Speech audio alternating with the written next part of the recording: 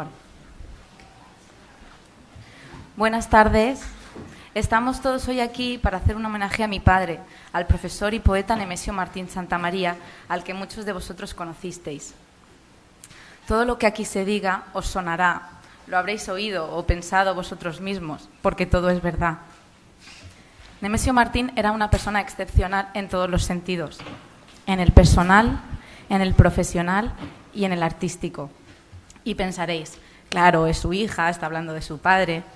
Y sí, yo algo diré, pero no hará falta porque las obras de mi padre hablan por sí solas y vuestro cariño y vuestro reconocimiento también. Aún así, para ayudarnos a darlo a conocer a aquellos que no lo conocíais, a recordarlo o, ¿por qué no?, a redescubrirlo, pero sobre todo para ayudarnos a valorar todo lo que nos dejó, hoy vamos a hablar de mi padre. Nosotros, su familia, así como sus compañeros de profesión, conocedores y difusores de su obra, a la par que amigos suyos, queremos mostrar lo que fue y lo que sigue siendo a través de sus obras, que son pedagógicas, líricas, narrativas y también incluso cinematográficas. Y, como suele decirse, por sus obras lo conoceréis. En primer lugar, para entender de quién estamos hablando, os va a hablar su esposa, mi madre, que lo acompañó en su periplo por la vida durante 48 años.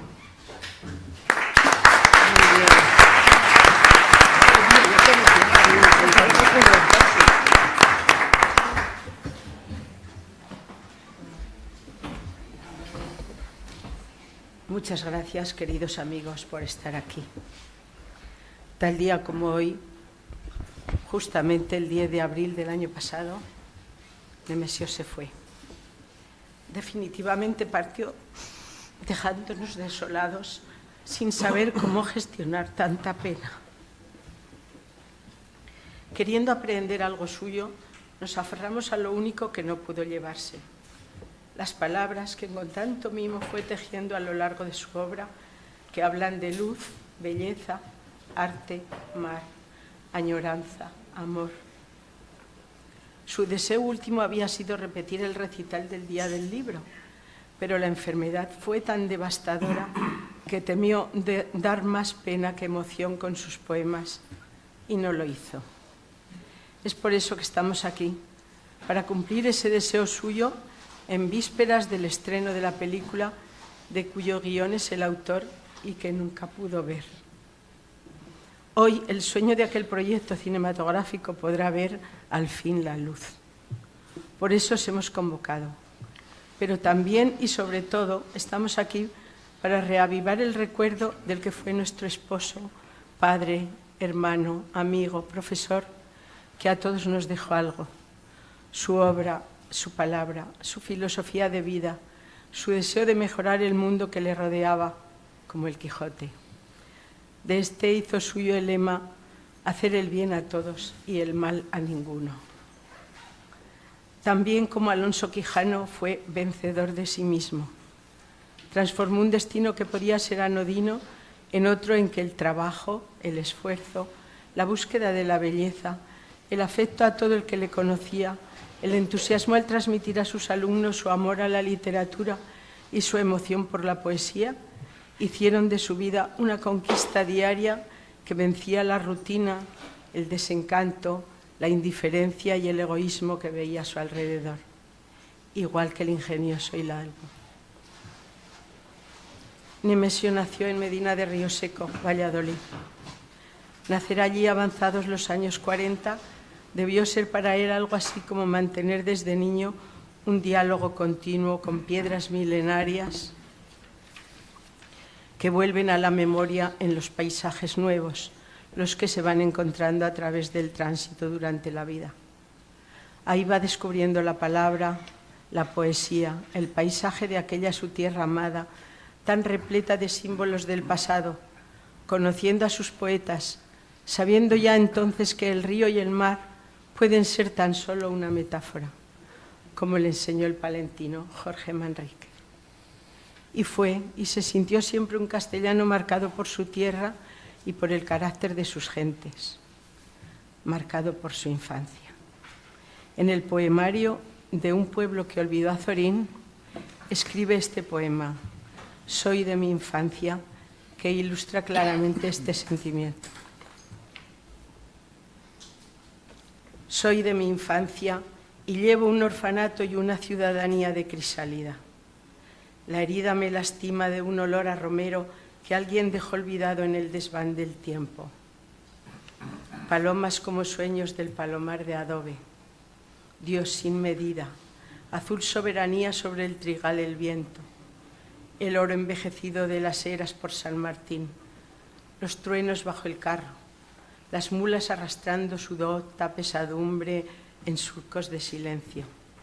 El silencio de la capa pluvial y el dies irae retumbando en las piedras del atrio de la iglesia. Pero tardes de invierno como largos amores, o abriles como sábanas secadas en el prado, la escuela y el Quijote de Delvives lanceando a las moscas, el triunfo del verano aupado sobre el válago y sobrios corazones como cobres brillando en su pobreza. Soy de mi infancia, soy de un pueblo de Castilla y amo el silencio serio y la pobreza limpia. Ciertamente propendo a hipocondría, pero tiendo siempre la mano al que me da la suya desnuda como un páramo y amaso el pan que como con algo de infinito. El viento por el pecho y un Dios inalcanzable sin ninguna medida. Y este castellano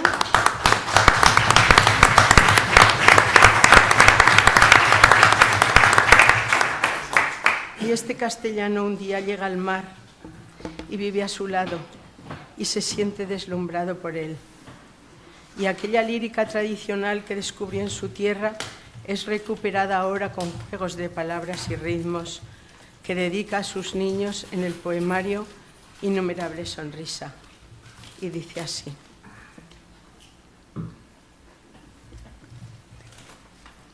Mi casa, balcón al mar. ¿Y qué más? Concha en la que voy guardando reverberos de cristal. ¿Y qué más? Mi palomar incendiado por una brisa de sal. ¿Y qué más? Mi torre, bandera izada al toque de pleamar. ¿Y qué más? Ballesta por la que lanzo bajeles de libertad. ¿Y qué más? Mi casa, tu casa, mar.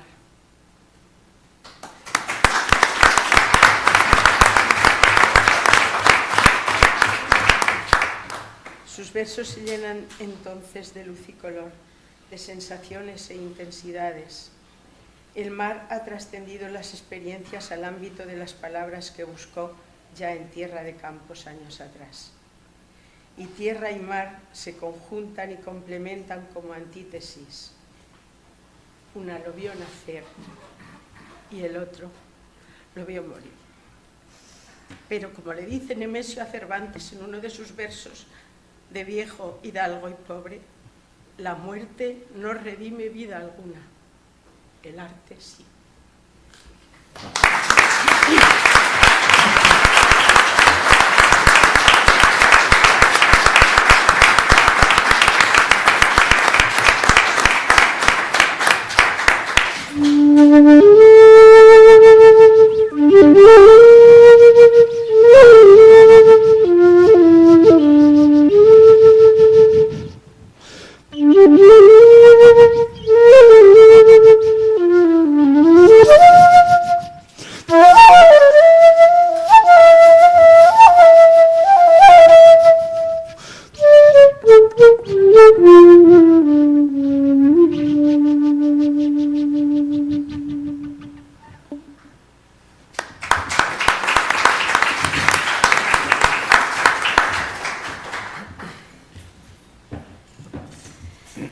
Si las raíces castellanas de mi padre y el mar marcaron su personalidad, su visión y su obra, su profesión, la de profesor, le era intrínseca.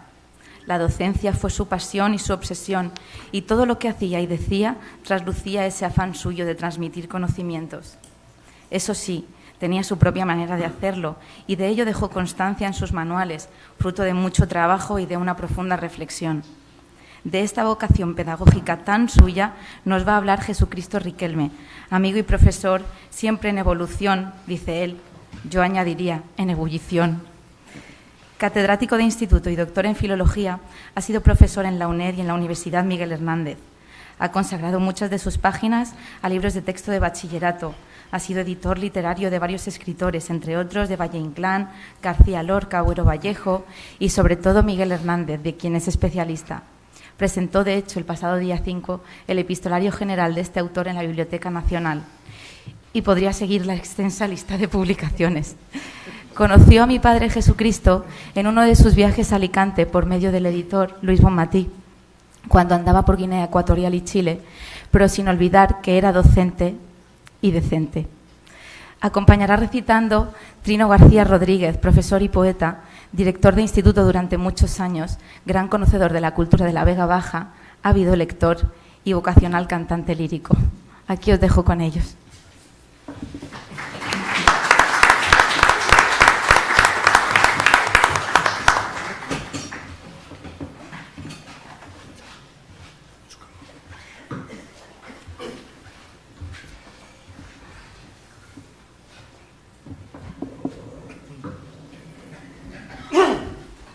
El recuerdo es una manera de reencuentro.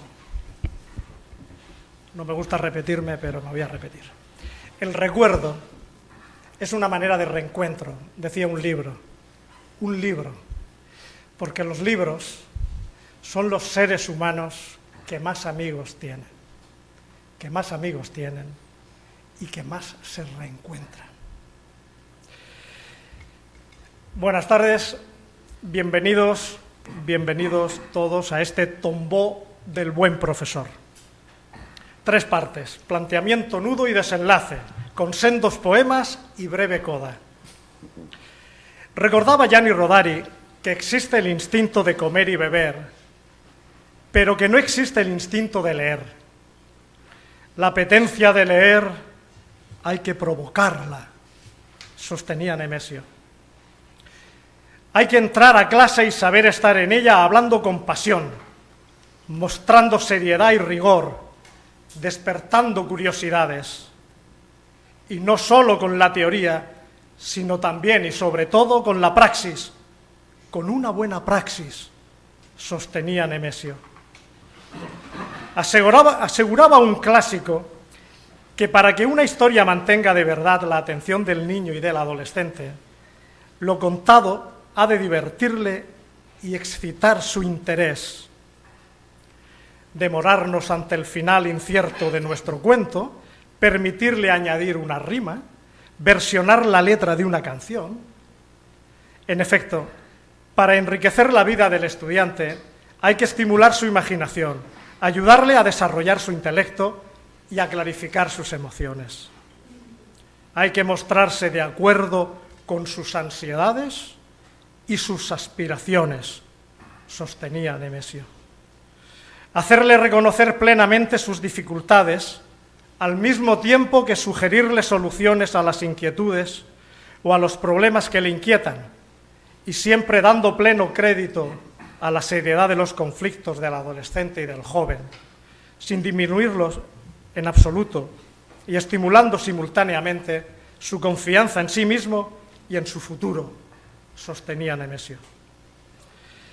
La literatura nos enseña a mirar dentro de nosotros y a mirar mucho más lejos del alcance de nuestra mirada. Es un espejo y también una ventana, un bálsamo y una máquina de porvenir. Leer es un acto de libertad, porque leer da sueños. Pero ¿cómo contrarrestar la cólera del español sentado en las sillas del aula? Voi che entrate alla mansione, lasciate ogni disperazione, sostenía Nemesio, parafraseando al Dante de la entrada al infierno, y eso que no conoció casi eso de la ESO. La paciencia todo lo alcanza, sostenía Nemesio, citando a Santa Teresa. ¿Cómo contrarrestar esa inquietud resuelta en cólera? Pues con amor a la profesión, con amor a los estudiantes, como si de nuestra hija se tratara. He aquí el poema Camino del colegio. Hace frío a las 8, camino del colegio. Te ovillas en el coche. Tan fina es la tibieza en que anida aún tu sueño. Circulamos por calles silenciosas, con farolas sonámbulas. Una luz indecisa, ya pronto vino grana, va llenando la copa de las altas palmeras mientras nos dirigimos por la gran avenida que nos lleva a la playa. Al ascender el puente, detenemos la marcha suavemente. La vida, el himno, el sol. Sol, oh Dios imponente naciendo de las aguas, elevándose lento, solemnísimo en el altar del mar. Sol que irrumpe en tu frente, incendiando tus ojos de color de madera, nimbando de milagro los rizos de tu pelo. Qué caricia en tu piel, qué leyendas de amor riman las olas y pintan las gaviotas en el lienzo del aire. A tu regreso a casa, espero cada tarde esa antorcha de luz en tu mirada. No me la niegues nunca, nunca. Si tú supieras que mis días nacen en esa luz de ámbar, de madera que se incendia en tus ojos, camino del colegio, en las mañanas frías, a las 8.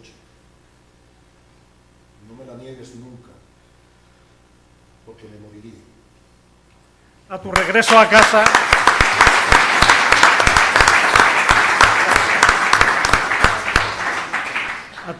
a casa, espero cada tarde esa antorcha de luz en tu mirada. No me la niegues nunca, nunca, porque moriría. Conocí a Nemesio antes de tratarlo en persona en sus libros, porque le precedía la fama. Y esto, en un profesor, es decir mucho. Nemesio fue profesor de profesores. Para mí supuso un hito su ladrillo, el ladrillo. Aquella invitación a la lectura, aquella invitación a la literatura, que sacó con Luis Bonmatí al mando de Agua Clara. En este libro legendario aprendimos muchos profesores, aquellos profesores que entonces queríamos aprender.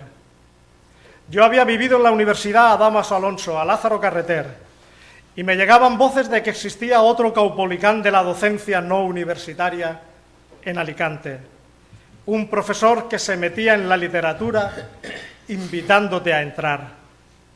La literatura es la vida, solo así interesa, sostenía Nemesio, porque nadie vio el sol sin hacerse semejante al sol, ni jamás nadie vio la belleza sin haberse hecho algo bello. Y citaba a Plotino. O como gustaba repetir, citando a Walt Whitman, camarada, esto no es un libro, quien vuelve sus hojas toca un hombre. Damaso Alonso, nos introdujo y nos aclaró un poco bastante a Góngora. Mas como decía Lorca, Góngora no es un poeta para emocionarse, es un poeta para ser estudiado, para ser analizado. Y entonces fascina por la imaginación versátil de su lenguaje. En charlas y manuales de Nemesio comprendí lo que ahora dicen que es pedagogía moderna. Era el método de inversión y la pedagogía inversa. Eran las clases inversas, una especie de clases al revés, sostenía Nemesio. ¿Al revés de qué? Al revés de lo tradicional y convencional, al revés de hablar es cátedra, al revés de lo sencillo y apático, y de lo repetitivo y soso, y de lo de sin alma. Estudien que luego pregunto. No, había en las clases de Nemesio participación y práctica, poiesis. Vean en casa o en una sala de teatro esta obra o esta película, o lean esto que es breve y habla de ustedes.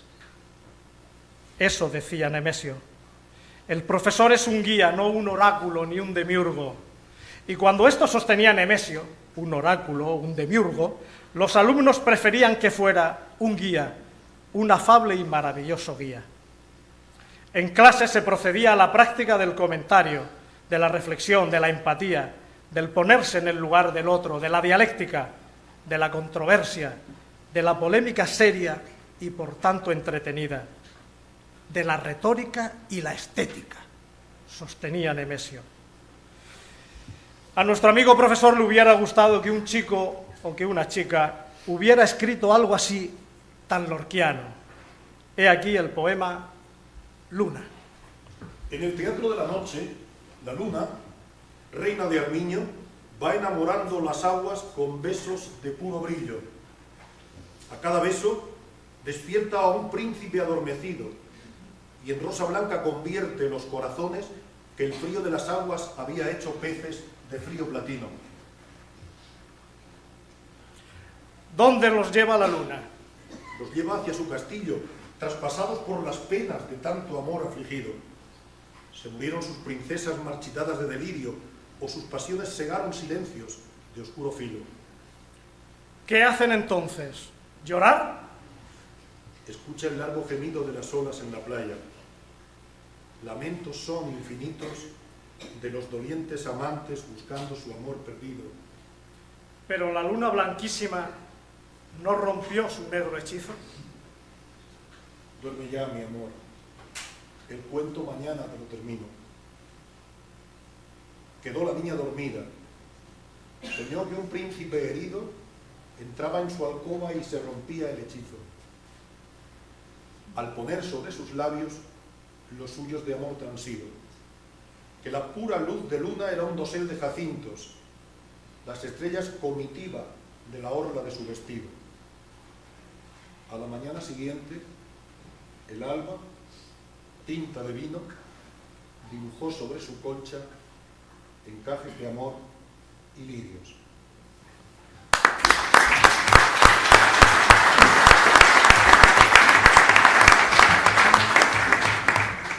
En el teatro de la noche la luna, reina de Armiño, va enamorando las aguas con besos de puro brillo. A la mañana siguiente, el alba, tinta de vino, dibujó la colcha encajes de amor y lirios. Muy bien, pero ¿cómo llegaba al joven el método de Nemesio, el aprendizaje significativo? Pues llegaba a buen puerto porque se basaba en el conocimiento emocional, se sustentaba en el sentimiento natural y el aprendido. Nemesio trabajaba el sentimiento y la emoción a través de la literatura y de algo tan frío como el conocimiento conceptual. Uno también se deleita y sonríe intelectualmente o desde la imaginación, sostenía Nemesio. Y después de toda explicación y comentario, y de práctica nada espontánea, se cerraba el ciclo didáctico con una pregunta para seres sensibles. Vuelve a leerlo. ¿Te ha gustado? ¿Te ha gustado? ¿Y qué importaba al profesor convencional los gustos de un imberbe o la opinión de una rebelde? Como mucho, que no confundieran románico con romántico, que no dijeran jugaría donde clerecía, o que no creyeran que los garcilasistas de posguerra eran los de los siglos 36 al 39 o posteriores. Con Nemesio se revitalizaba el laude sapere de Kant, aquel atrévete a saber. Y es que el saber crítico y creativo molesta, sostenía Nemesio. Molesta al poder y a veces molesta al propio individuo, que tiene que luchar con todo tipo de excusas para no pensar, como tituló uno de sus libros divulgativos Eduard Punset, Excusas para no pensar. La lectura, todos lo sabemos, es una enfermedad de transmisión textual. Cuanto más se lee, más ganas de leer tenemos. Y leer, ya lo dijimos, da sueños. Sí, saber leer como saber crear es un don y un látigo, una excitación y un flagelo, una ensoñación y una pesadilla. Nemesio versionó y divulgó a los grandes clásicos, de Lope a Calderón, de Shakespeare a Cervantes, incluso leyendas medievales. La lectura de los clásicos contribuye a que nuestros alumnos aprendan a ser ellos mismos, germen de futuro sin dejar de ser ellos mismos. No hay vida sin esfuerzo, ni sin clásicos. Es dulce ser leído, amigos, sostenía Nemesio, pero leer, oh dioses, qué ventura. Estamos invitados a leer y a crear, y de esto se vanagloriaba Jorge Luis Borges. Que otros se jacten, decía, de las páginas que han escrito. A mí me enorgullecen las que he leído, porque uno no es lo que es por lo que escribe, sino por lo que lee.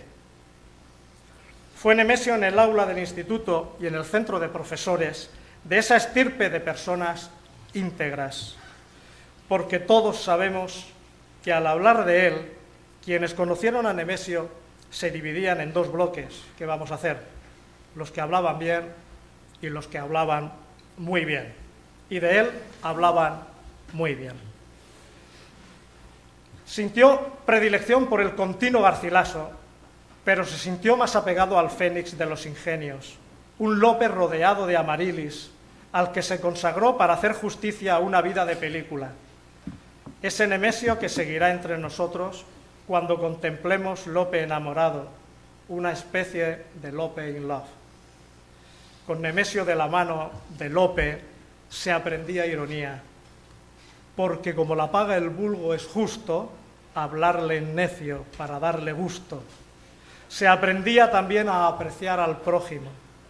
Yo he visto mujeres feas que tratadas son hermosas, mujeres y hombres, puesto que virtud sobre ser hermosa es la mayor perfección, sostenía el último Nemesio.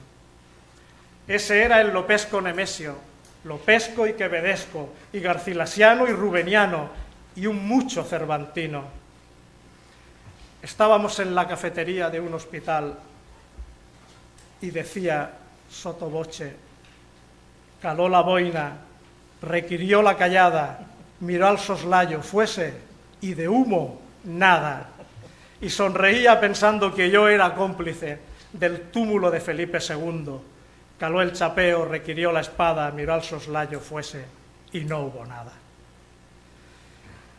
El amor tiene fácil la entrada y difícil la salida. Quien lo probó lo sabe.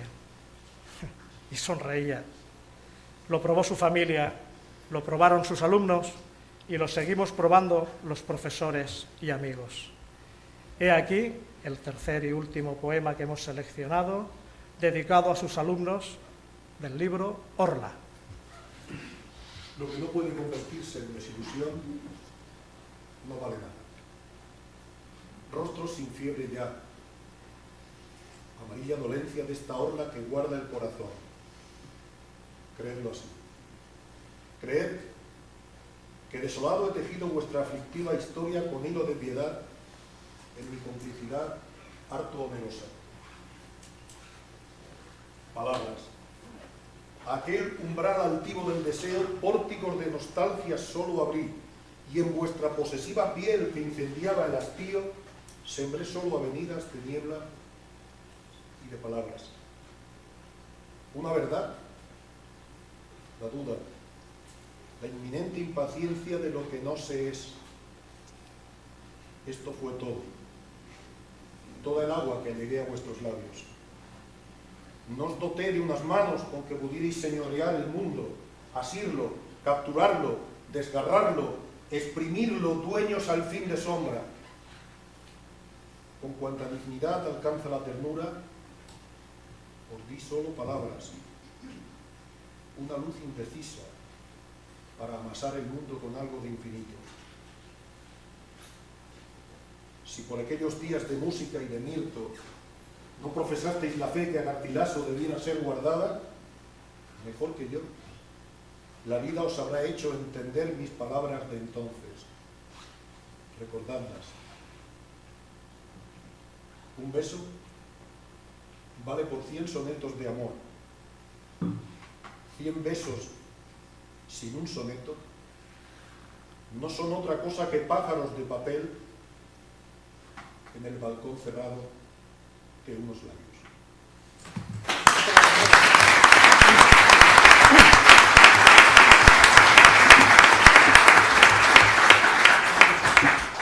Concluimos. Todo esto sí lo repetía Nemesio en una cafetería, en una reunión de mucho afecto, de fina amistad, como él decía, como si de la fina y fértil lluvia hablara contra la pertinaz sequía. Mis lágrimas, Jesucristo, mis versos, mis suspiros, de olvido y tiempo vivirán seguros. ¿Y por qué dices esto, hombre?, replicaba yo, por no estar callado. Porque el más discreto hablar, sostenía Nemesio, no es santo. No es santo como el silencio. Muchas gracias.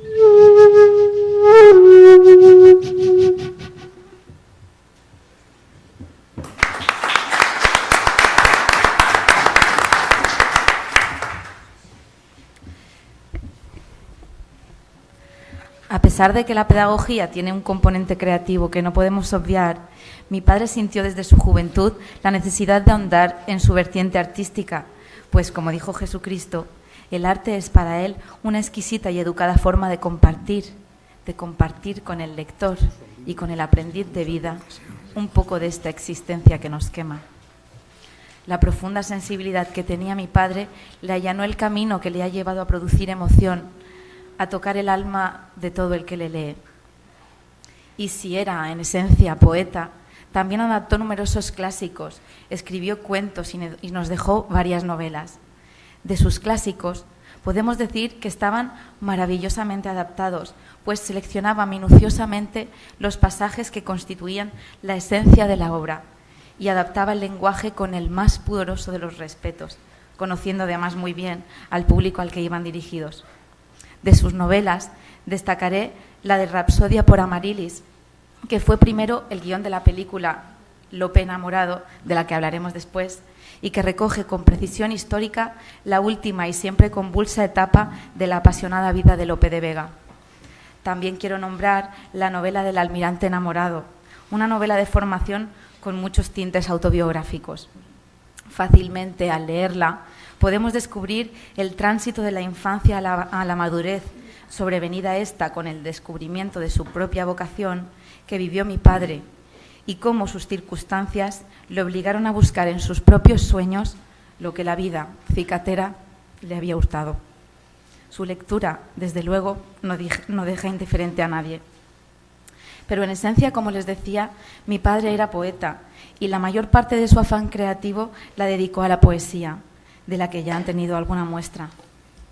Nos detendremos en ella un poco más con Luis Bonmatí, licenciado en Filosofía Pura y en Psicología, además de escritor y editor, profesión a la que accedió gracias a un premio literario. Enamorado de la profesión, Luis creó su propia editorial, la editorial Agua Clara, en 1982.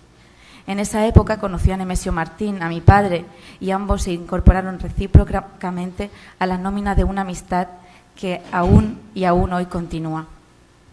De artesanal modo y con los cafés de muchas tardes juntos, compuso y editó el libro Leer, Crear, Invitación a la Literatura, uno de los trabajos de que más orgulloso se siente Luis.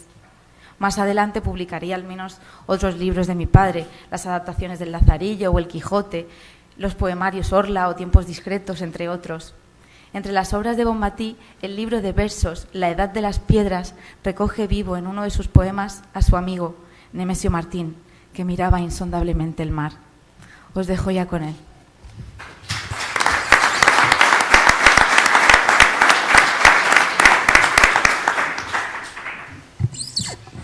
Buenas tardes a todos.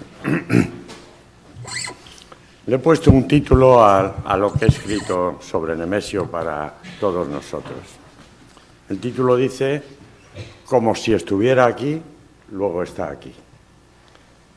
Sé también, como cualquiera, que Nemesio Martín Santamaría nos dejó a todos plantados hace un año. Sin embargo, yo continúo viéndolo exactamente igual que la última vez que desayunamos juntos, él debajo de su gorra, en un café de su urbanización, muy poco antes de que se marchara.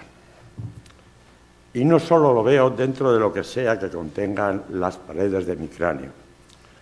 Sin contar las veces que durmiendo he soñado con él, también lo tengo clavado exactamente en la víscera de mi corazón cuando estoy despierto. Y claro, así las cosas, no puedo menos que seguir viéndolo con estos ojos.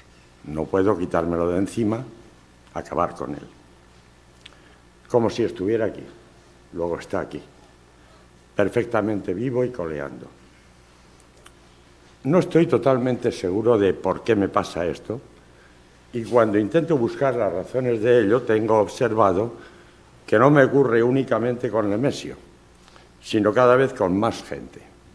De forma que cuanto más solo me quedo y más años cumplo, más acompañado y rodeado estoy y más personas queridas vienen conmigo a donde quiera que vaya. Todos conforman una buena compañía, imponderable. No son ninguna carga ni cargantes. Y al irme vaciando de mí mismo, conforme crezco hacia abajo, me voy llenando de ellos y acercando más a todos. Eso conlleva dos sentimientos sobre otros. El primero es de agradecimiento por lo bien y lo mal que lo pasamos juntos. Lo bien y lo mal que que estamos juntos. El segundo es de mucho cariño, y acabo de escribir mucho cariño, por no decir en público amor, que es palabra más alta, pero también más precisa. De forma que en la averiguación de por qué me pasa esto, solo encuentro que continúo viendo a Nemesio Martín, no únicamente porque lo quise mucho y como a un amigo estupendo, sino porque aún sigo queriéndolo. Y de esta forma, cuando se quiere a alguien mucho, nadie puede irse así como así. De hecho, no se va, sino que cuando se va, se queda y sigue. En sus pasos con los nuestros, cuando paseamos. En las reuniones, al mencionarlo. Al recordar lo que cierta vez dijo, porque las voces y lo que éstas dijeron nunca se olvidan y siempre las reconocemos. Al releer lo que escribió. Al hablar con otros que también lo quieren. Al mirar el mar más allá de la ventana o al caminar por sus orillas. De cuando en cuando, porque me apetece verlo más de cerca, releo el poema que escribí pensando en él y que él leyó, me dijo, con placer, aunque yo no quise entonces decirle que le estaba dedicado y que él era el protagonista, porque quizá me hubiera dicho, oye, ¿tan mal me ves? Sin embargo, yo no lo veía mal, nunca lo vi mal, era mi amigo. Este es el poema y creo que en él reconocerán a Nemesio y lo que seguramente él pensó en algún momento del primer trimestre de 2018, antes de que quedándose se fuera. Cuando una tarde quieta y lenta miraba para allá, para el mar de allá, desde el mar de acá, tras su ventanal. El título es La oscilación de la eternidad. Y la dedicatoria dice: para Nemesio Martín, que continúa contemplando el mar desde el bolsillo en que lo transporta. Ayer tarde, a las 7, ante este mismo mar que ahora sigue mirándolo y que ayer, igual que hoy, oscilaba entre flores, violetas africanas, lilas, malvas, porque tampoco es bueno en la cultura de esas flores ambiguas, ni en los tonos del mar, él vio la eternidad que inmóvil se movía al compás de los azules fijos que se iban desvayendo con la falta de luz, que es decir, se movían sin moverse del sitio al deshacerse huyendo hacia un verde fugaz que se escapaba por los bordes de aquel cuadro, los bordes de la vida, por los bordes del cuadro de la vida. Es decir, el verde se escapaba al desertar sin ser, sin haber sido. Esto es vivir, se dijo, y aún me gusta.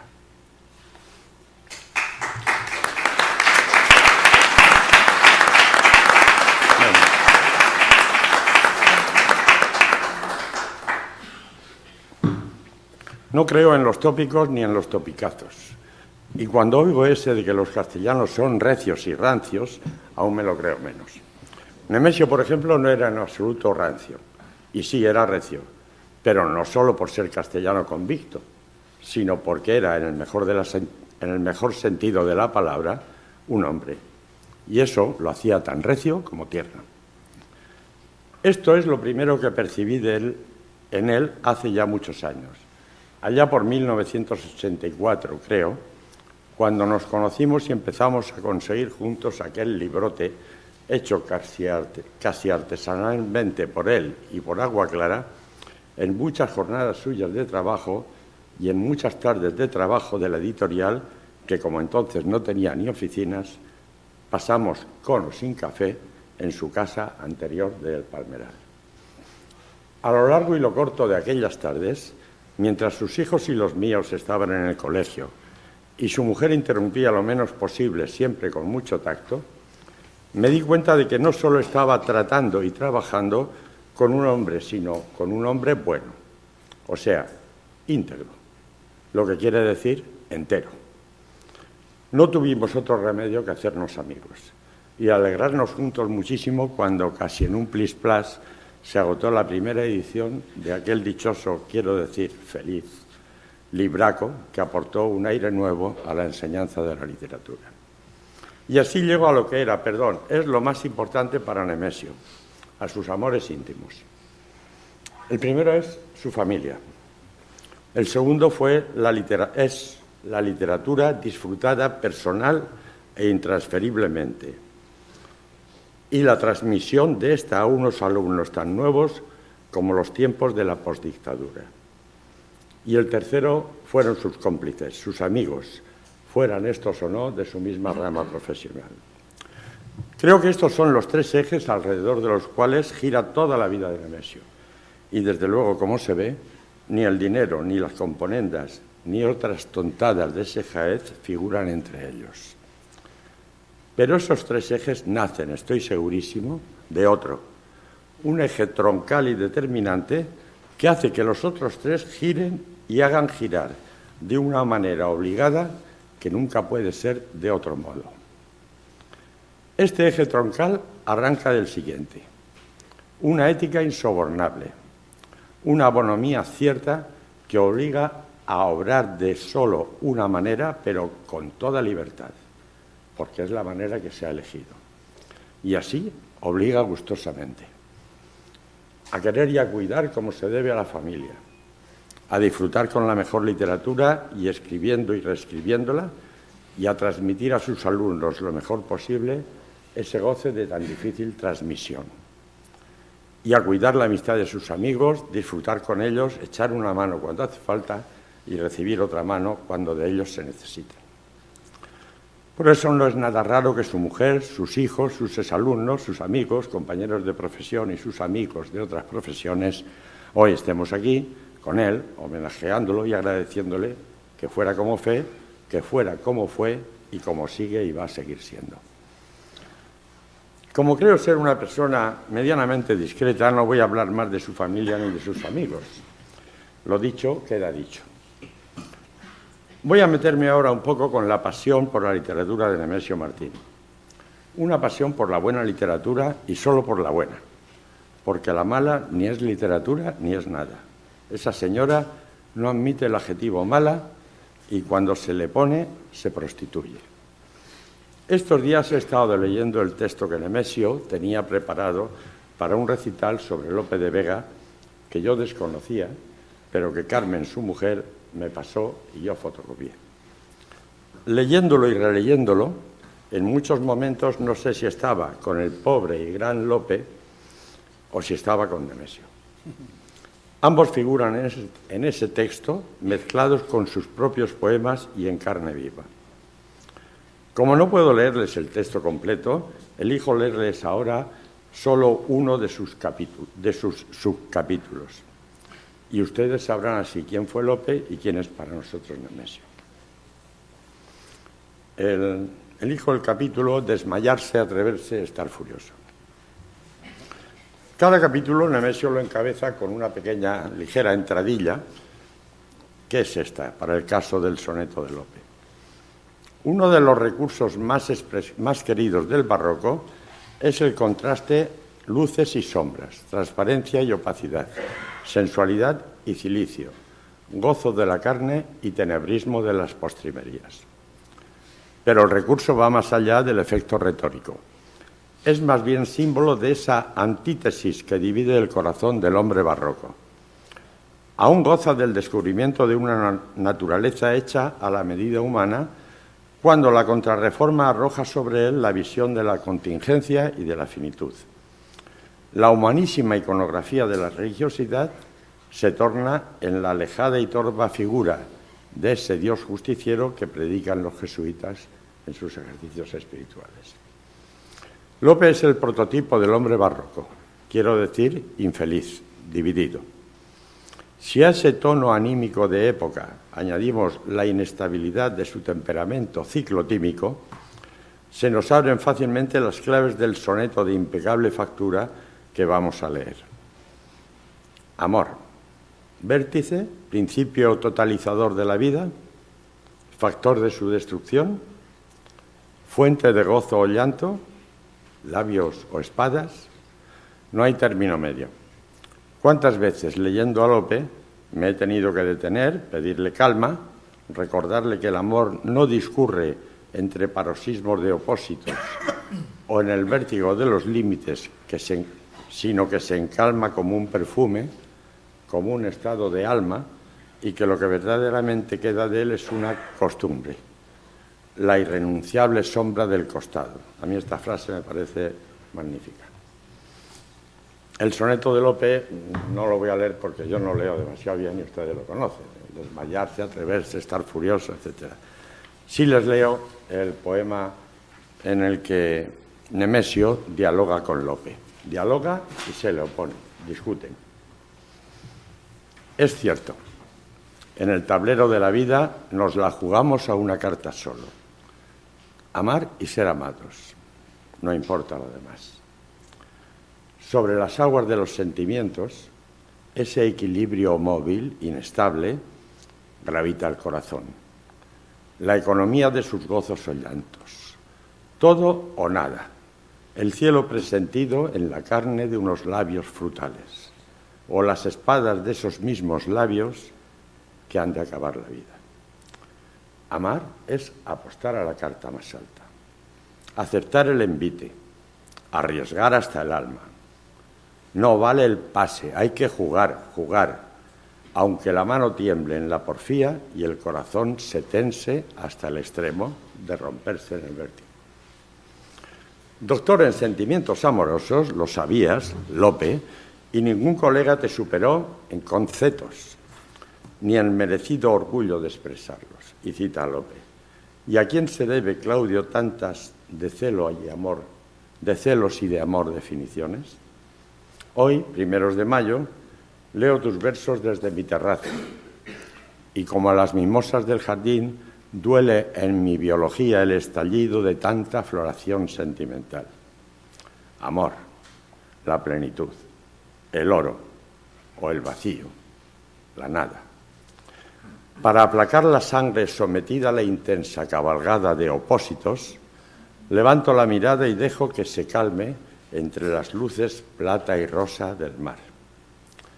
Sobre el potente pecho de las aguas riman su travesía los veleros en una sinfonía de dulzura. Lope, el amor, el mar.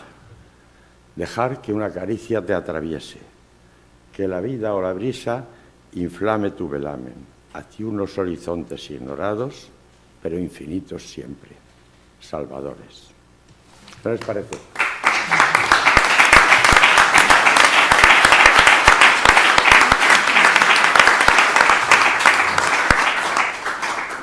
Como me es imposible despedirme de quien no se ha ido, yo quiero y me gusta imaginar en este momento a Nemesio contemplando la vida, su vida entera, de arriba a abajo. Y al verla así de un golpe, él, Nemesio Martín Santamaría, lo que ve es la buena vida de un hombre íntegro, es decir, insobornablemente entero, recio y además castellano, tierno y además castellano, vencedor de sus propios miedos que nunca exhibe, despectivo respecto a lo accesorio, amante de su familia, apasionado por su pasión literaria y buen amigo de sus buenos amigos. Y opino que cuando Nemesio contempla así su vida entera, de arriba a abajo, tiene que evaluarla y entonces emite el mismo dictamen que el verso final de aquel "Un soneto me manda a hacer Violante" de su muy querido Lope, pero no refiriéndolo al acabamiento de la estrofa, sino a su propia vida. Contad si son 14 y está hecho.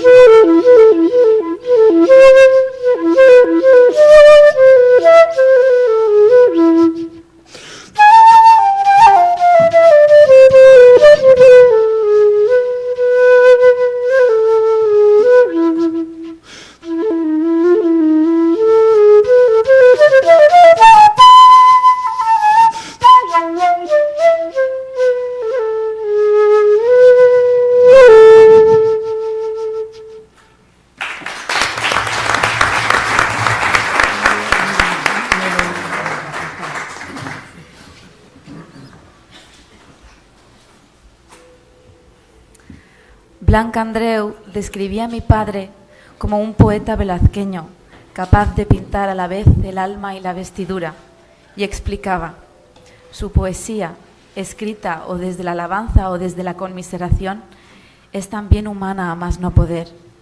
Nemesio no es un príncipe de las nubes como el albatros de Baudelaire. Sus alas de gigante nunca le impiden caminar. Esta es la mejor definición que he escuchado de la poesía de mi padre.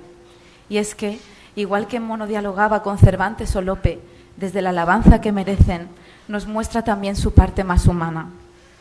Muchos de los poemas que tiene nacen de una fuerte impresión estética o emocional que ha vivido, a veces en sus viajes, otras en clase, pero también y sobre todo en cualquier situación de la vida diaria.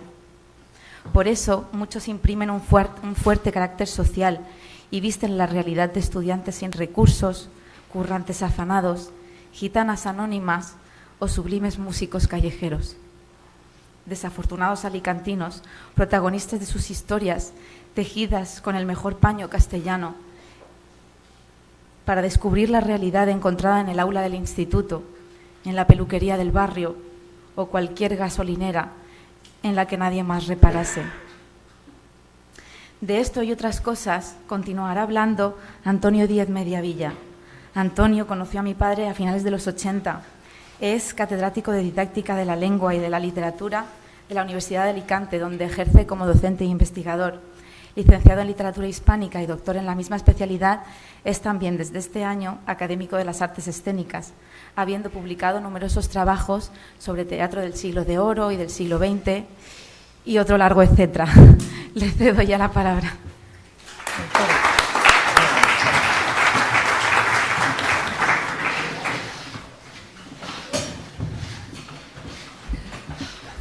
Pues vamos allá. Querida Carmen, querida María José, querido Pablo, queridas amigas, queridos amigos, que habéis venido aquí, como yo y como el resto de los compañeros que ha hablado por delante de mí, a hacer de hoy, si me lo permitís, y aunque resulte un poco paradójico, un día feliz. un día bonito, un día de vida. No me importa de confesar que tengo una suerte inmensa, porque por delante de mí han hablado mis compañeros de tal manera que mi discurso va a ser mucho más breve, casi todo lo han dicho ya, qué bien, qué bonito, ¿no? De tal manera que yo voy a tener la dicha de dejar que sea Nemesio quien termine más o menos este acto, más o menos literario, porque luego nos espera otra cosa más interesante seguramente. Como ha dicho perfectamente María José, yo conocí a Nemesio en los finales de los 80. No puedo precisar la fecha, tal vez en el 87, 88... Y lo conocí, eso sí, de la mano de Luis Bonmatí, e incluso estaría por asegurar que fue en ese reducto extraño que era su editorial, en la que se actuaba simultáneamente de todo, era despacho, taller, de todo. Yo creo que fue allí en algún proyecto que no sé si salió o no salió, dejó de salir, pero fue allí.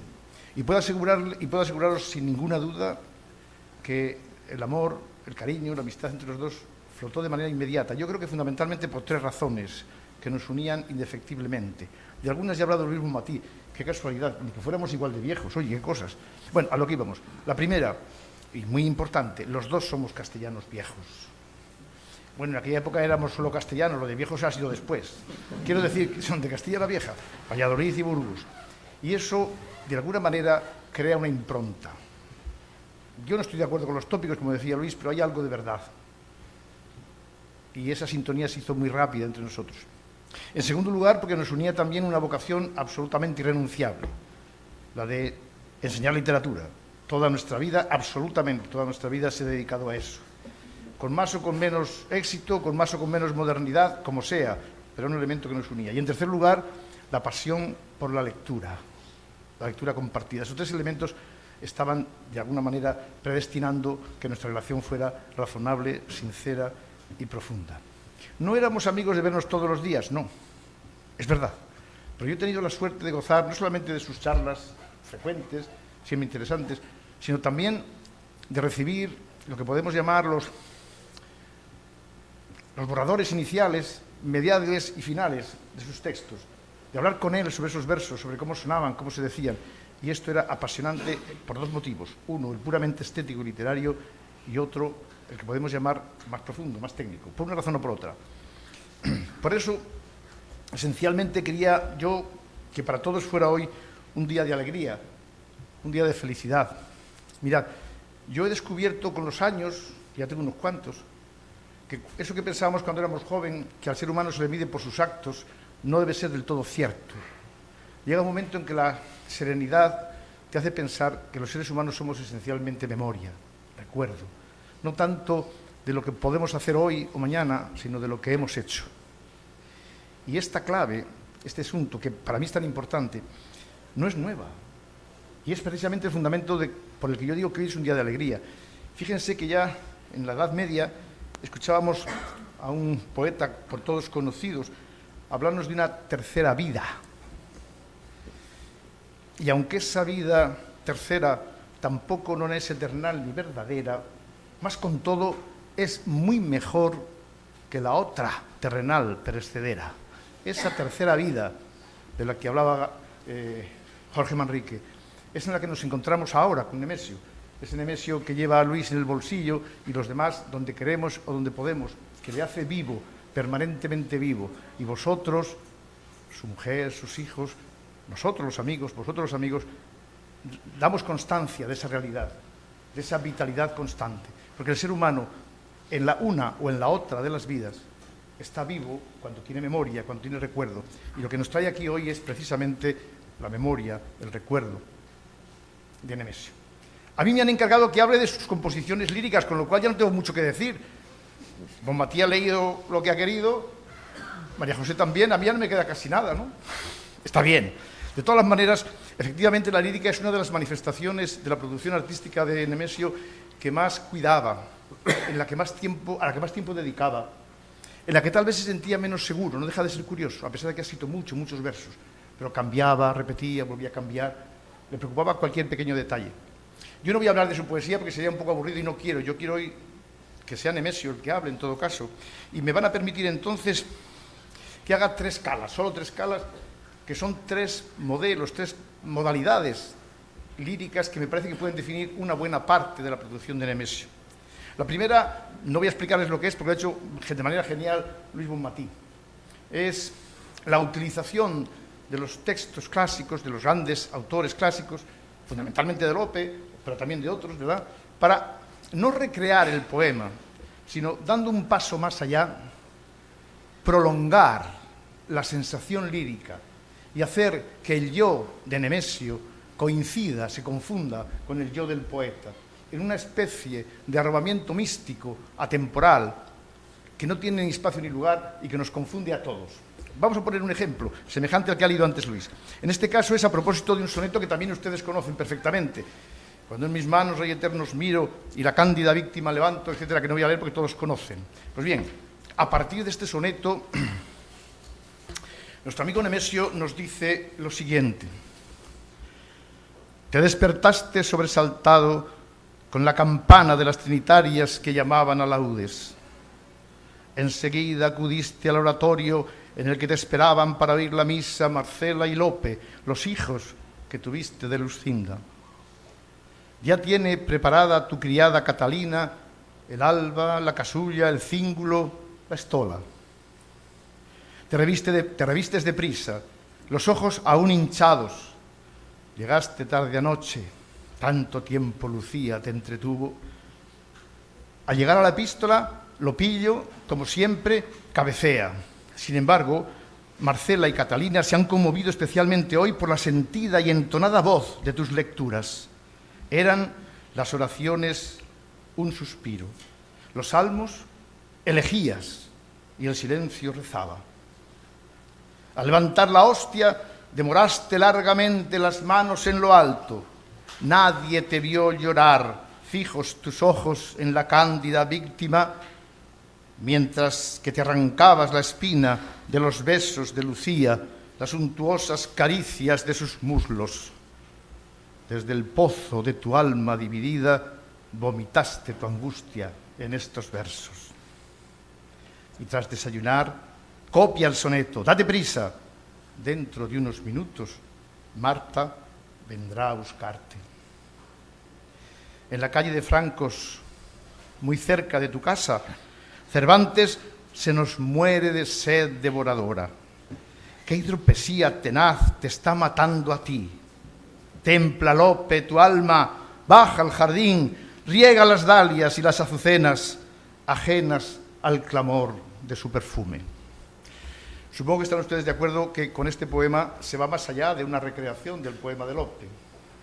Se empuja, se reconoce, se siente a Lope con esa hostia levantada en el dolor desgarrador de quien se sabe pecador y místico. Hay paradojas.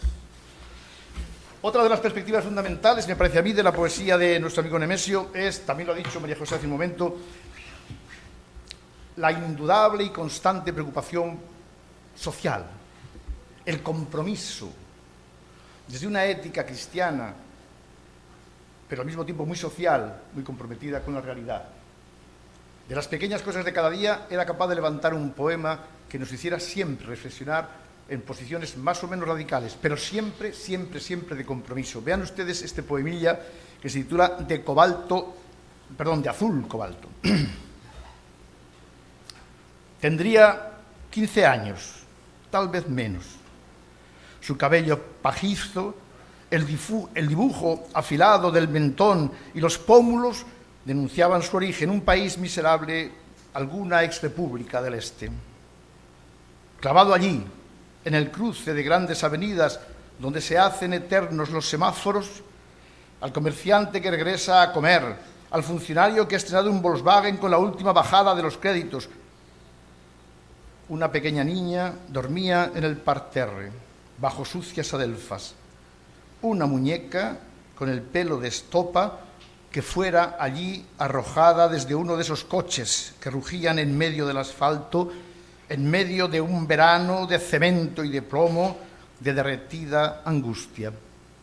Clavado allí, en el cruce, extendiendo su mano hacia las ventanillas, hacia los rostros de mirada de hierro, hacia el hermético, divino receptáculo de aire acondicionado y de pulcras y adorables secretarias que exhibían sus uñas de puma felicísimas.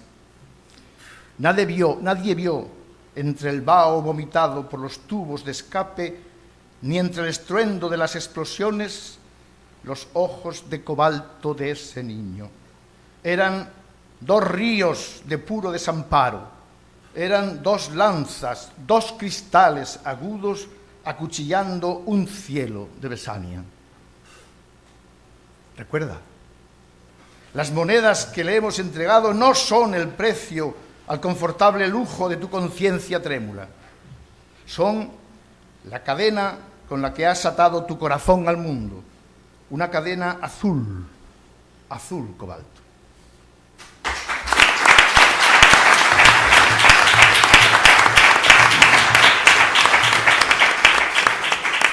Y para terminar mi modesta participación, la última de las catas,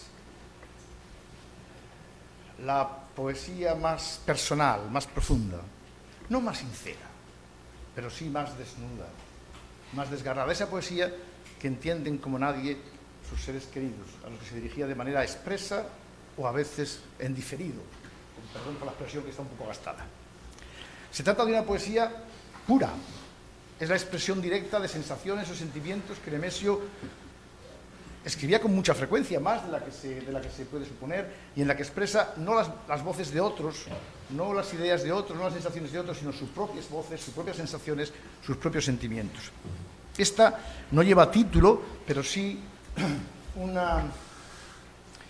arranque, un texto inicial que pesa como el nombre que lo firma. El libro que siempre se toma en el crepúsculo. Neruda. La terraza de casa frente al mar y esta fiebre de las aguas ardiendo, esta luz fantasmal esculpiendo presencias de muebles y memorias, yo y mi hastío forcejeando con el lento crepúsculo. De pronto has irrumpido. Te has sentado en silencio a mi lado y has dejado que el cielo te inundara de abanicos inmensos girando enloquecidos en el mar de tus ojos. No he querido, no he podido seguirte hasta el confín bellísimo en que el deseo enciende abismos como rosas violentas en la carne y la nostalgia erige palacio de amatistas a la leve ternura. No he querido seguirte, he preferido permanecer anclado como un can a mi hastío y dibujar la esfinge y el altivo porte de irrefrenable diosa en la proa de esta tarde escarlata. Y aunque mis manos sangren, lánzate, sigue, vuela por la infinita hipérbole de la dicha cóncava. Si al regresar un día de ese viaje, cuyo destino aún nadie conoce, te encontrares con las manos vacías, me hallarás aquí mismo, con el libro que siempre se toma en el crepúsculo, repasando la retórica dulce de tus miembros de seda, tus ojos, la ilusión adolescente, y entonces los dos juntos leeremos los versos del Neruda romántico para corroborar que mereció la pena que tu aventura ahora, antes la mía, fueran por él escritas.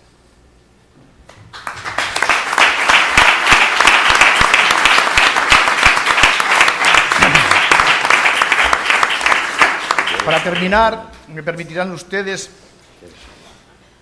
que haga una llamada tan profunda, tan seria como ustedes quieran, pero al mismo tiempo tan ajena a mí. Si estos versos que yo leía eran de nuestro amigo Neruda, permitidme que esta apelación, esta llamada final, sea también con versos prestados y permiso de Jesucristo Riquelme. A las aladas almas del almendro de nata te refiero, que tenemos que hablar de muchas cosas, compañero del alma, compañero. Muchas gracias.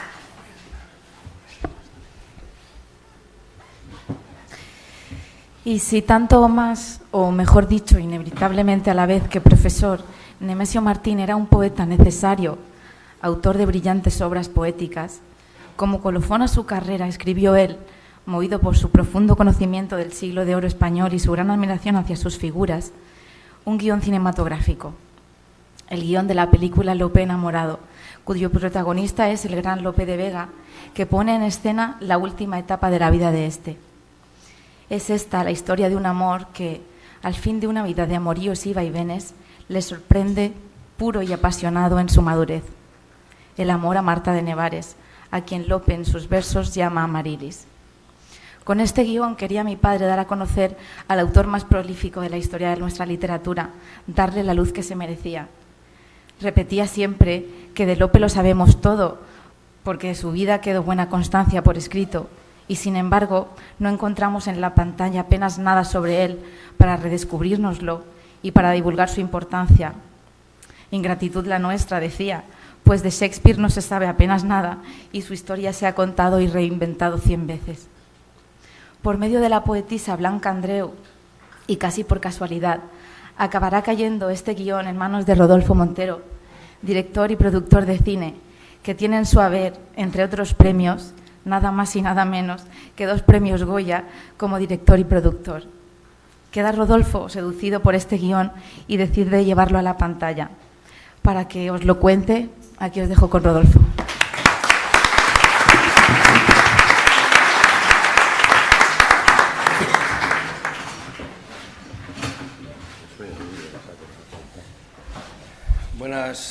Buenas noches a todos, a todas las personas aquí congregadas en torno a la figura de Nemesio Martín.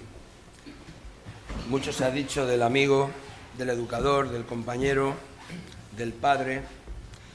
Como digo, muchas gracias en especial a vosotros, su familia, Mari Carmen, los hijos, por este acercamiento sincero y amigable que me habéis dado la oportunidad de participar. Antes de presentar unos minutos hechos cine con su guión Lope enamorado, y antes de plantear la necesidad de la literatura y el arte en general como herramienta de respeto, dignidad, emoción y excelencia entre los ciudadanos de un país, incluso del mundo entero, antes digo, quisiera hablaros de algo más personal y por ello también más íntimo, y es de la amistad que se fraguó entre Nemesio Martín y el que aquí se explica. Sucedió en Madrid, villa y corte donde acontecen muchas cosas. Habíamos quedado para formalizar un documento sobre un guión y yo, como productor independiente, tenía que estar en ese momento más del lado del director que quería hacer la película, Vicente Aranda, que del propio autor al cual desconocía. Nos presentamos y fue conexión a primera vista, posiblemente por su sabia humildad, erudición y talento, pero sobre todo porque nuestros lugares comunes literarios eran casi idénticos. Yo había tenido en mi madre una gran maestra y ahora quería ser discípulo de Nemesio Martín.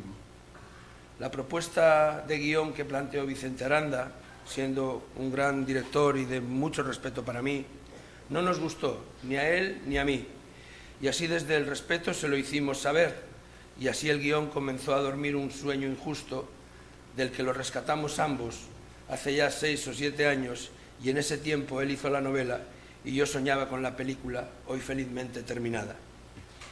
Recordando aquellos primeros encuentros en los que saltábamos de Lope a Quevedo, de Garcilaso a Calderón o de Herrera a los imagineros castellanos, siempre me quedará la pasión desde donde se expresaba y el respeto desde donde escuchaba. Jamás vi en él gesto alguno de desdén o decepción ante mis limitaciones. Consolidé con él esa máxima de mi madre que decía: si quieres conocer la historia de tu país, vete a los poetas. Ellos te darán las claves desde su sinceridad y su excelencia. Y así el tiempo fue pasando, y así soñamos hacer los dos juntos, junto a Manuel Espín, una serie de televisión titulada Siglo de Oro. Y ahí seguimos. ¿Cómo es posible, nos preguntábamos, que a estas alturas, donde el audiovisual es un lenguaje de masas, no exista no una, sino varias series con ese título? siendo como fue el barroco español una eclosión de genialidad solo equiparable al siglo de Pericles o al Quattrocento italiano. ¡Ay, mi España, nuestra España y quienes la conformamos! ¡Ay, mi España con sus limitaciones y sus limitadores! Y con esa hacha que todo lo quiere partir y dividir hasta el átomo, como también dijo el poeta León Felipe. Pues querido Nemesio, allá donde estés, en tu nombre y en el de tantas mentes preclaras, seguiremos dando la batalla por lo que nos une, por lo que nos distingue y por lo que nos humaniza. Y sí, querido Nemesio, allá donde estés, que sepas que somos muchos los que creemos que la mejor redención de la patria es su educación y su cultura, respetuosa y respetada, y que somos muchos los que seguimos creyendo en el aprendizaje como herramienta para ser más libres. Por ello, los que habéis dedicado vuestra vida a la enseñanza, desde la admiración más profunda, os apelo como los imprescindibles, pues con vosotros todo, sin vosotros nada.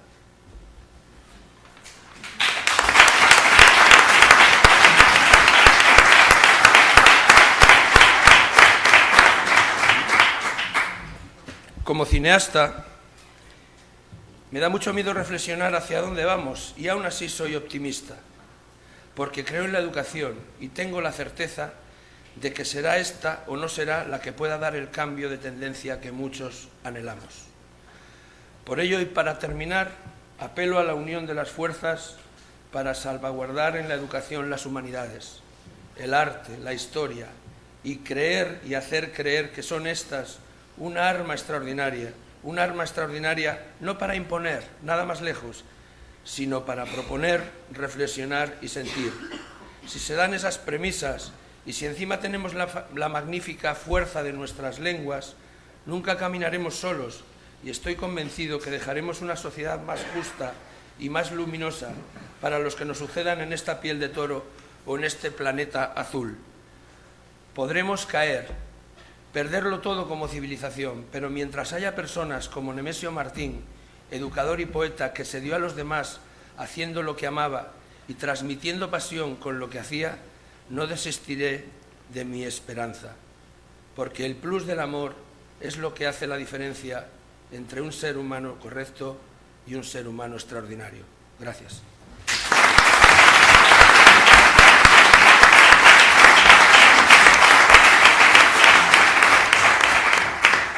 Por último, os dejo con unas secuencias. La verdad es que estoy un poco emocionado, ¿eh?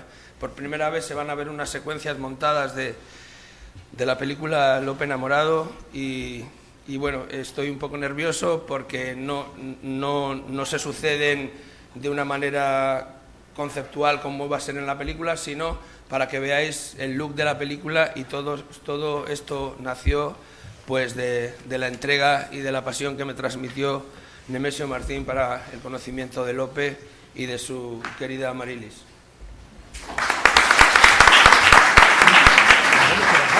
Al lateral.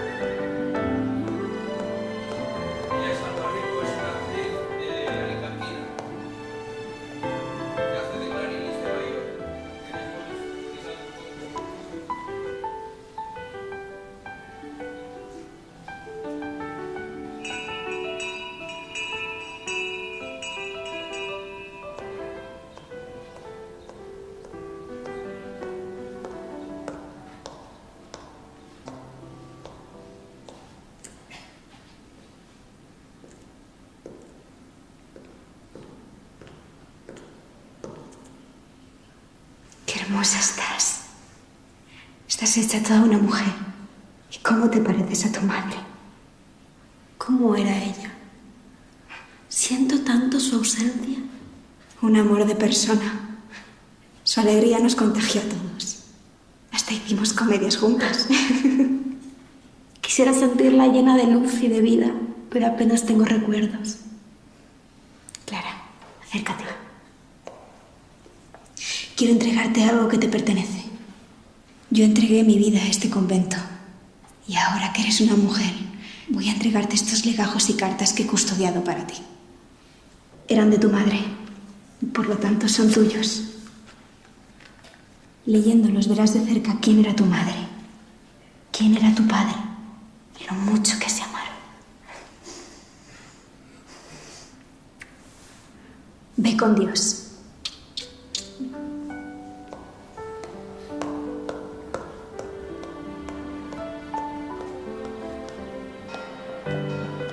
Amo a Marcela porque me cuidó desde que tengo recuerdos. En ocasiones, nuestro padre, el dramaturgo Lope de Vega, también viene y yo lo acompaño. Lo cierto es que desde que entró en el convento, mi vida se ha vuelto más triste. A veces pienso que es muy feliz entre esas rejas y otras creo que ser feliz ahí es imposible.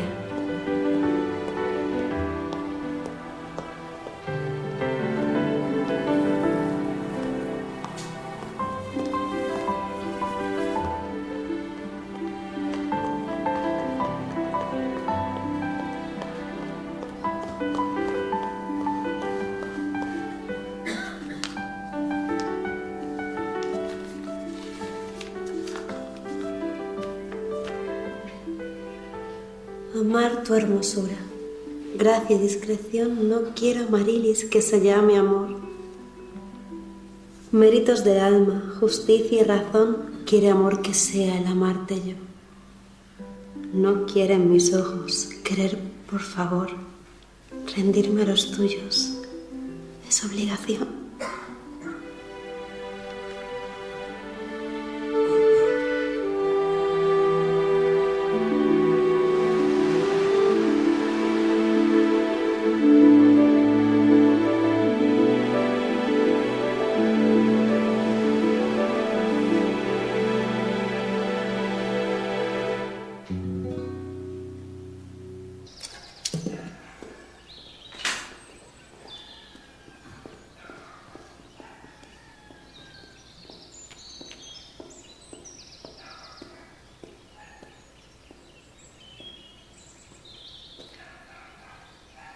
Tenéis manos de poeta hortelano.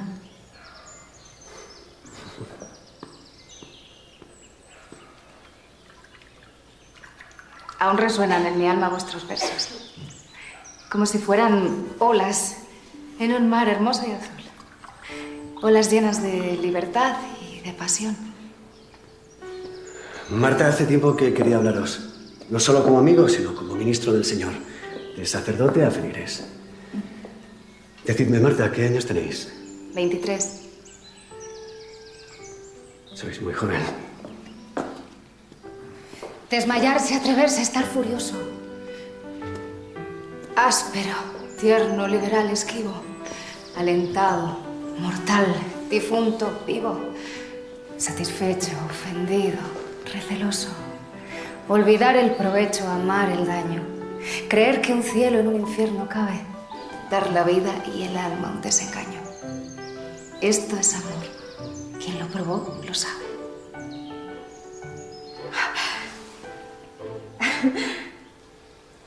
Yo nunca he sentido nada semejante. Y no me conformo con imaginarlo a través de vuestros versos. Marta, no sigáis. Veo que aún estáis bajo la influencia del teatro. Si vos no sois capaz de comprender el vacío y la desolación que me rodean, nadie podrá comprenderme. ¿No os dais cuenta? Esos no son sino versos de otro tiempo. La vida es otra cosa. ¿Acaso debo ahogar esta ternura que me desborda el corazón? Fantasías. El amor es algo más que palabras. Eso quiero saber yo. ¿Cómo es el amor? ¿Cómo?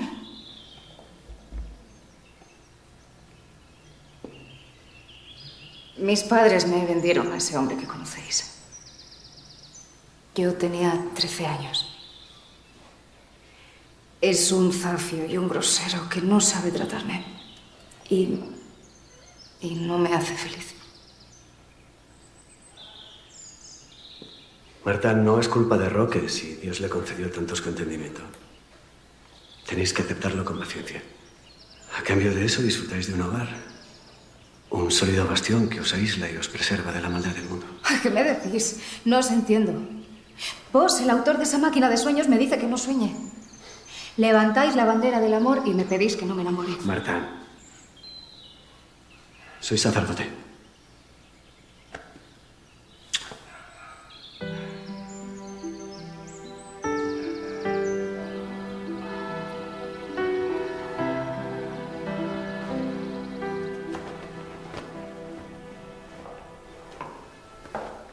Señor, Fray Félix espera.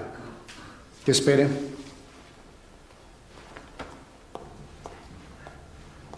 Disculpad la confianza de este humilde clérigo que por vos reza en sus oraciones. Anda ya, bribonazo. Deja el protocolo para más discretas ocasiones y háblame en canalla, que es lo que mejor te sale. Hablemos de mis negocios de cama, que para eso te pago. No diga eso, excelencia. Ya sé que hoy es viernes y hay salida de infantas. Exacto. ¿Me has traído los billetes para esa pichoncita de quien te hablé?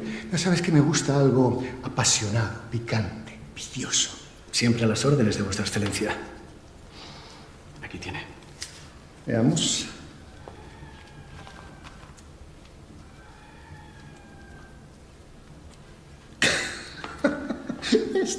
Esto es lo que necesito. Este es el bellacazo de Lope que me gusta, sencillamente magnífico. Toma. Sé que es poco, que te mereces más, pero no puedo. Hoy no puedo. Llevo una mala racha con el hideputa de Villamediana. Deberíais cambiar de amistades. Mal hábito el de perder siempre. Vamos, sin hacer tarde.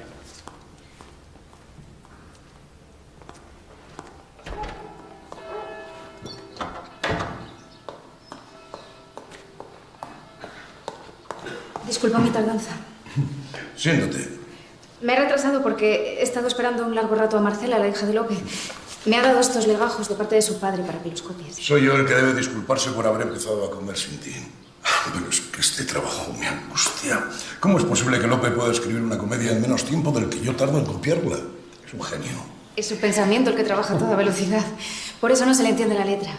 Y por eso a veces parece como perdido. Tienen razón los que dicen que es un monstruo de la naturaleza. Fénix de los ingenios. Mucho se habla de Lope en la Villa y Corte de Madrid.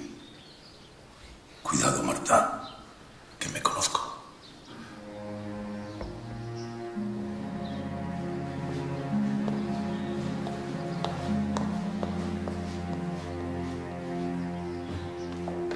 ¿No te habrás embarcado en una nueva hazaña con esa jovencita que llevas al teatro, bribón?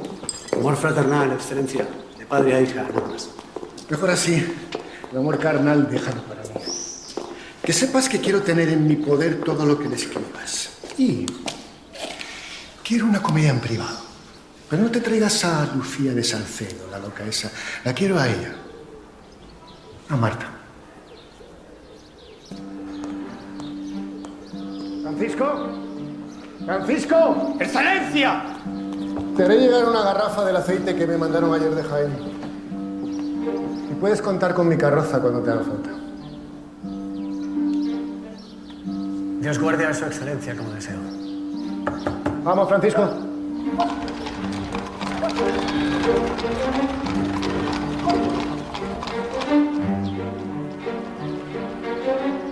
Miserable.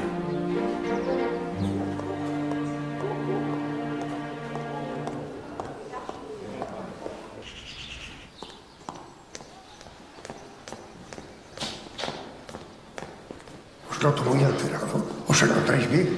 Un gran daño tengo hecho. ¿Qué os pasa? Debo partir mañana para Valencia. Y es preciso que nadie conozca mi paradero. ¿Puedo saber de quién huís? Huyo de mí. Perdido soy, amigo Gaspar. Si en vida lo estuve por cuerpo y alma de mujer. Siempre lo estuvisteis. Pero rinde vuestro corazón, si eso os tranquiliza. El mal ya está consumado.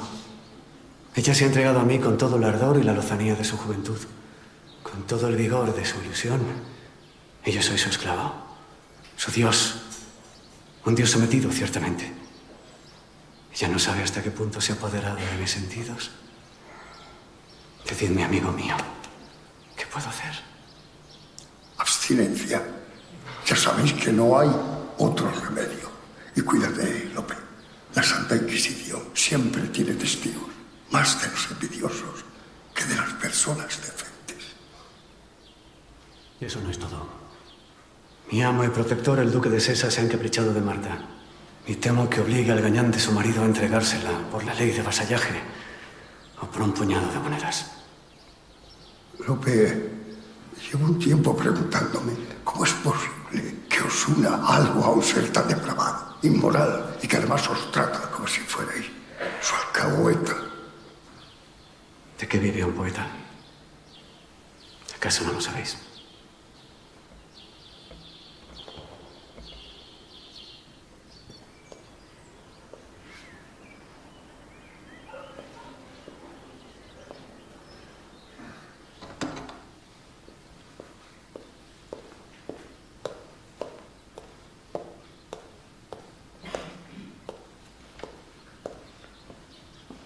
¿Sabes dónde he estado hoy? En casa del duque de Sesa. Me ha dado este pequeño obsequio para ti. Y dice que no tengas ningún reparo en acudir a él si necesitas ayuda.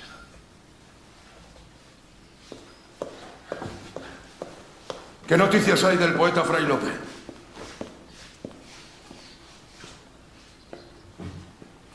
Me pasé por su casa para cobrar los últimos escritos y me dijeron que había abandonado la ciudad por un asunto urgente.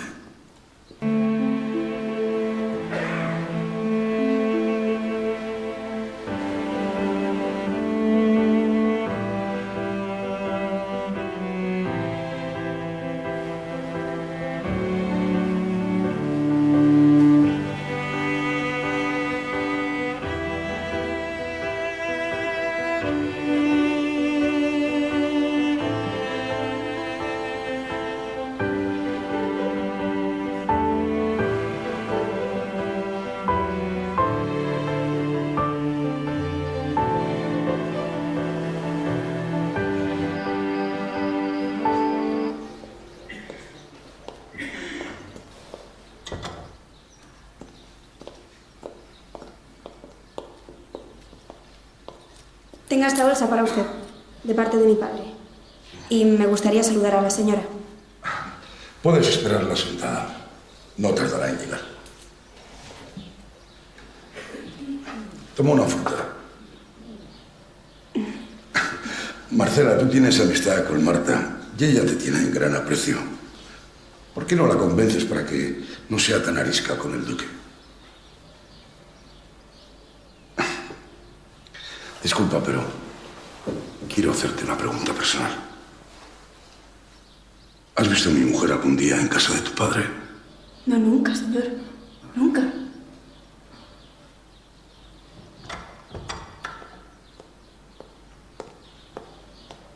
¿Qué te trae por aquí, Marcela? ¿Alguna nueva comedia para copiar? Acompáñame a colocar estas flores.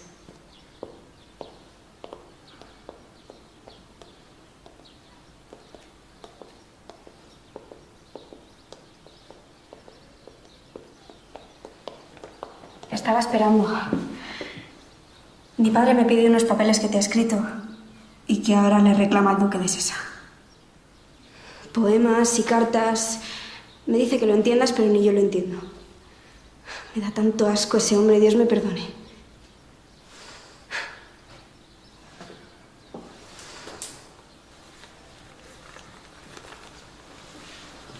Toma estos. Son inofensivos. Yo tampoco entiendo a tu padre. Pero solo son 3.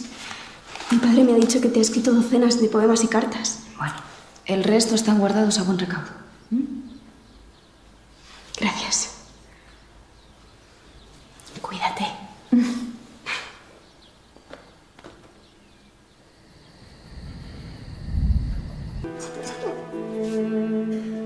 Y el tiempo fue pasando, y así los años.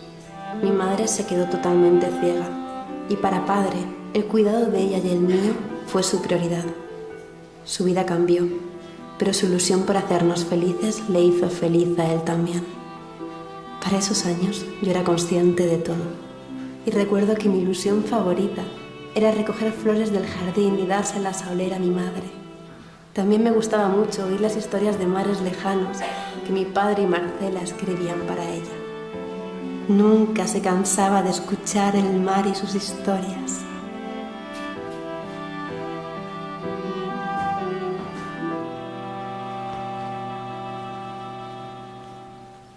Y de vida.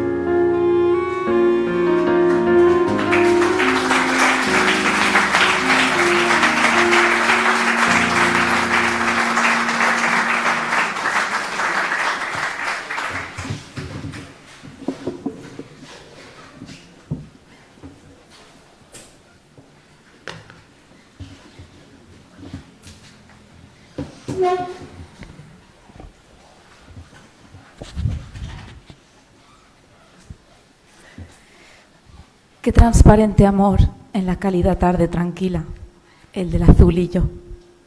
Mi pena viene y va, mas la mira una estrella suave y se pone a cantar.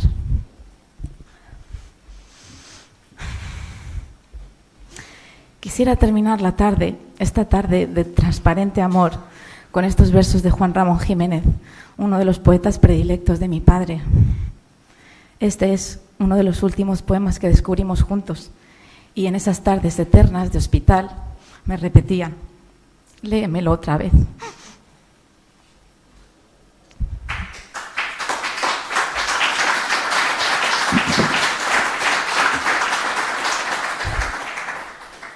Y se quedaba mirando el cielo por la ventana. Me decía: tienes que redondear más los versos. He estado practicando, pero la verdad es muy difícil recitar tan bien como lo hacía mi padre. No tenemos ya, mis hermanos ni yo, nadie que nos enseñe a recitar, a entrar en el Quijote o en las Meninas de Velázquez, a hacer cada día de la bondad nuestra bandera. Pero tenemos el orgullo de poder decir que hemos tenido al mejor padre, y junto a todos vosotros y otros muchos que no están aquí hoy, podemos proclamar que hemos tenido al mejor profesor, que sembró allá donde fue, al mejor y más fiel de los amigos, un gran escritor y un poeta que, de tanto observar la belleza, se convirtió en la bellísima persona que hemos tenido el privilegio de conocer. Y además de ese orgullo, tenemos la necesidad, por todo lo que nos dio, pero sobre todo por la valía de todo lo que nos dejó, de difundir su legado. Esa necesidad que sentimos casi como un deber y ese compromiso con su memoria nos han reunido a todos hoy aquí. No dejemos de citarle, no dejemos de dar a conocer su obra, no dejemos, en definitiva, de ver el mundo a través de sus ojos, porque son los de un hombre sabio, que entendió la vida como una oportunidad de hacerse a sí mismo, independientemente y muchas veces a pesar de sus circunstancias, y lo consiguió. No me quiero, pues, despedir de todos vosotros sin haber leído uno de sus poemas, en el que nos deja constancia del paraíso. Se llama Rosas Amarillas.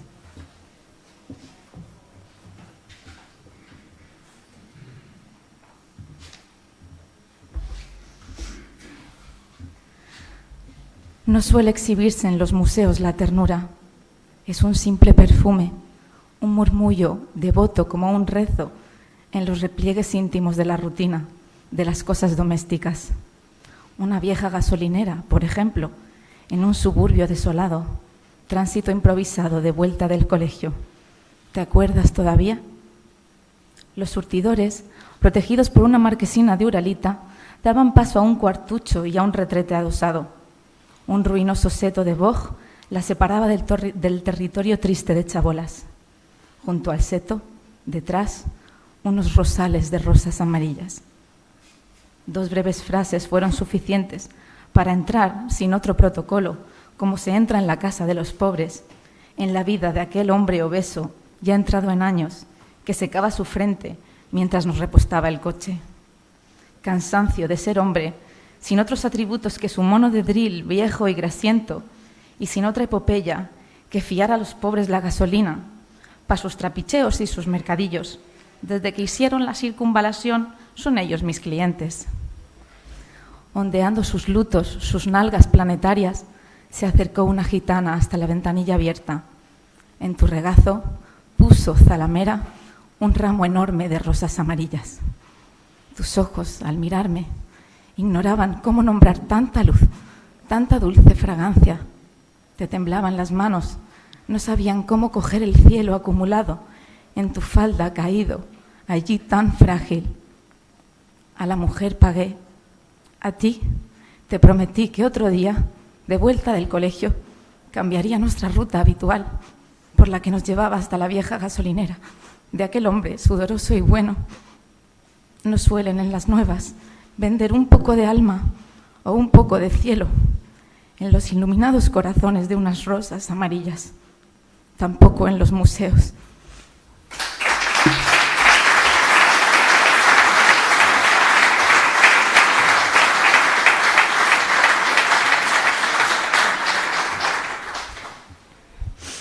En fin, gracias a todos por estar hoy aquí. Ha sido un placer inmenso poder haber tenido, de alguna manera, a mi padre hoy aquí de nuevo a través de todos vosotros. Que siga siendo así por mucho tiempo. Os dejo ahora con él mismo, con su voz. Nadie mejor que él para terminar este homenaje. Así que aquí va un pequeño fragmento de su último recital, aquí mismo en la sede, que hizo en torno a su poemario de Viejo, Hidalgo y Pobre sobre Miguel de Cervantes.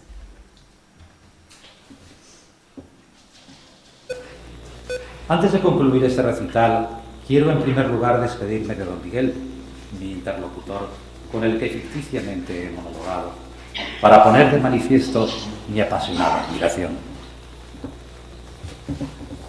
Ingenioso Hidalgo. La locura de Don Quijote, su hambre de irrealidad, es contagiosa y ha propagado en torno suyo el apetito de la ficción que lo posee. Esto explica la floración de historias, la selva de cuentos y novelas que es Don Quijote de la Mancha. Mario Vargas Llosa.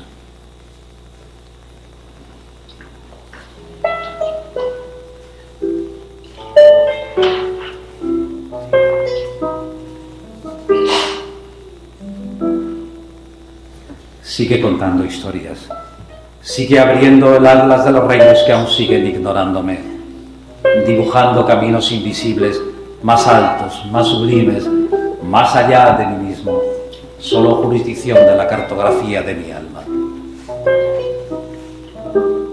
Súbeme nuevamente a Rocinante por los caminos largos de la Mancha. Hospédame en las ventas o castillos encantados de amor. En frescos prados vuélveme a embelesar con el idilio hipnotizante de la Edad de Oro. Llévame a ver la libertad del mar.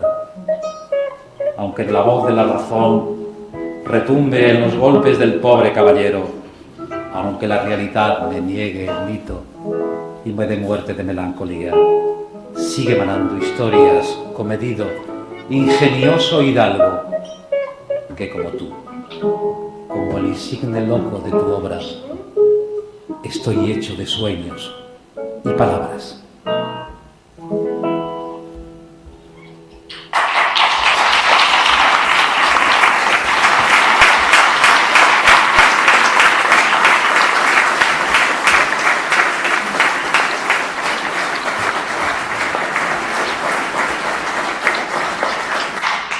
Con el último poema, Invitación, me despido de ustedes. Hace ya unos años lo escribí para mi hija adolescente. Hoy, emocionado, se lo dedico a la benevolencia que para conmigo han tenido. Ha sido todo un privilegio compartir estos momentos con ustedes en la misma víspera del 4º centenario de la muerte de don Miguel de Cervantes. Me siento profundamente honrado por su amistad, así como agradecido a la sede de la universidad que dispuso este encuentro. Invitación.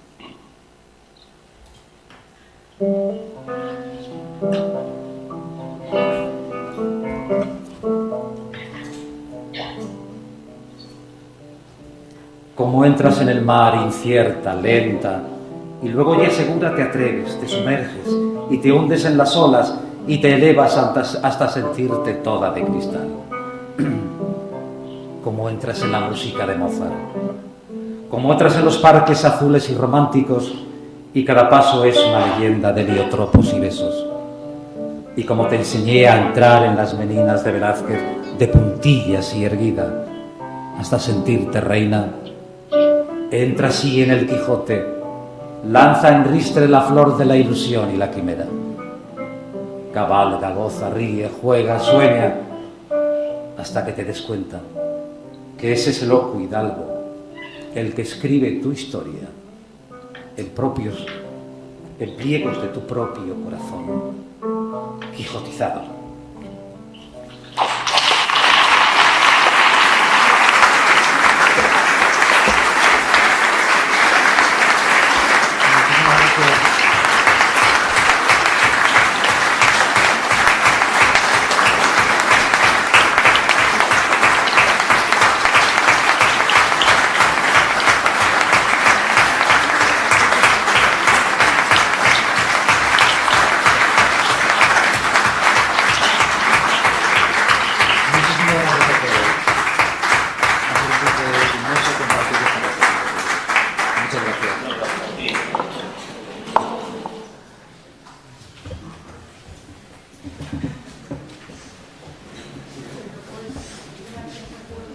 Bueno,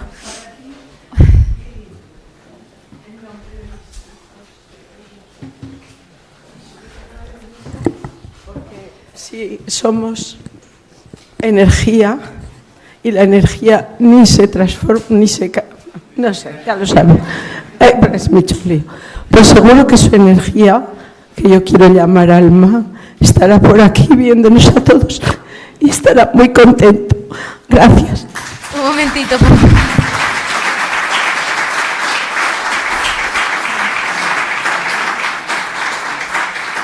Quisiera hacer de todos algo que nos enseñó mi padre.